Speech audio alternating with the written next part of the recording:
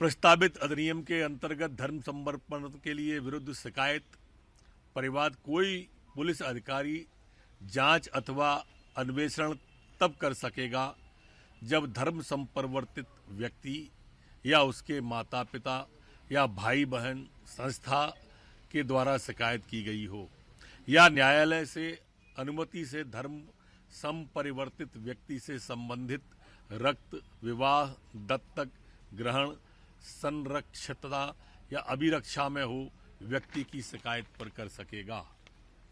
किसी भी व्यक्ति द्वारा अधिनियम का उल्लंघन करने पर 1 वर्ष से 5 वर्ष के कारावास एवं अर्थदंड जो कम से कम 25,000 होगा से दंडित किए जाने का प्रावधान है। नाबालिग महिला, अनुसूचित जाति, अनुसूचित जनजाति के व्यक्ति के साथ अधिनियम के उल्लंघन किए जाने पर 2 वर्ष से 10 वर्ष के कारावास एवं अर्थदंड जो कम से कम 50,000 होगा का प्रावधान है। अपना धर्म छुपाकर अधिनियम का उल्लंघन किए जाने पर 3 वर्ष से 10 वर्ष के कारावास, अर्थदंड कम से कम 50,000 का प्रावधान इसमें किया गया है। इसी तरह से सामूहिक धर्म परिवर्तन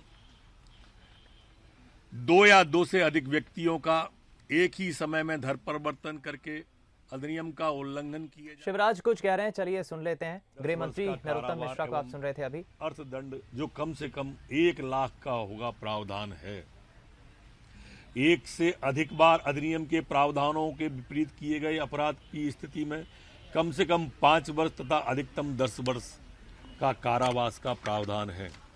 अधिनियम के अंतर्गत धन संपरिवर्तन के आशय से किया गया विवाह अकृत एवं शून्य घोषित किए जाने का प्रावधान है। इस प्रयोजन के लिए कुटुंब न्यायालय में तथा जहां कुटुंब न्यायालय नहीं है वहां कुटुंब न्यायालय के अधिकार प्राप्त न्यायालय में आवेदन करने का प्रावधान है। प्रस्तावित अधिनियम के अंतर्गत स्वेच्छा से धर्म परिवर्तन मध्य प्रदेश में नहीं होगा और किया जाता है तो 10 साल तक की सजा और 50,000 रुपये कम से कम अर्थदंड का प्रावधान रखा है। देखिए, इस तरह की गतिविधियां क्या हम किसी को दबा के, धमका के, प्रलोभन दे के, अंधेरे में रख के धर्मांतरण करवा लें, ये मध्य प्रदेश में नहीं चलेगा। और इसलिए 1968 का जो हमारा कानून था उसको हमने और प्रभावी बनाया है और कड़ा बनाया है।